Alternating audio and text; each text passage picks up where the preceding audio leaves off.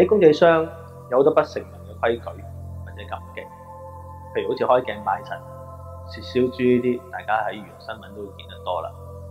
咁拍嘢嘅時候啊，有陣時都有啲禁忌真係需要知道。咁我有一個咁嘅親身經歷，有一次咧我就拍一場燒街衣嘅戲。咩叫燒街衣咧？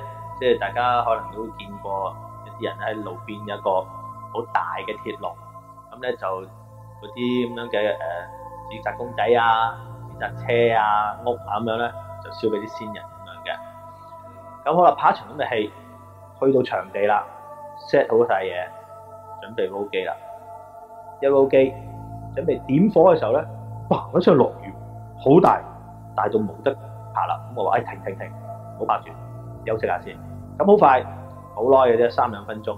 咁個天好翻，冇落雨。咁啊，再出過去拍啦。好，擺好晒機位，準備3、2、1 action 嘅時候，啪又落雨。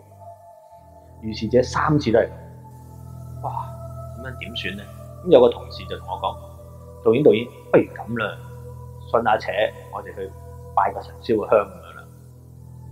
好啦，是但啦，因為通常我哋出親外景咧，啲劇目都會拎定啲香出嚟嘅。咁好啦，咁啊燒香啦，周圍拜下、插下，然之後燒少腰衣紙，咁跟住就拍啦。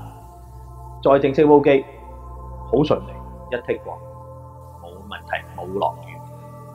咁另外除此之外，我哋仲有一場灑溪錢嘅戲，亦都好順利喎！哇，好靚，灑到啲溪錢好靚。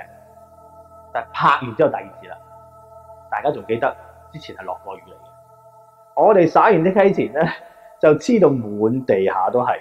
第二日清潔阿姐出嚟咧就鬧到七彩。我自此之後都唔係好夠膽再無端端去拍一啲燒街衣啊、灑溪錢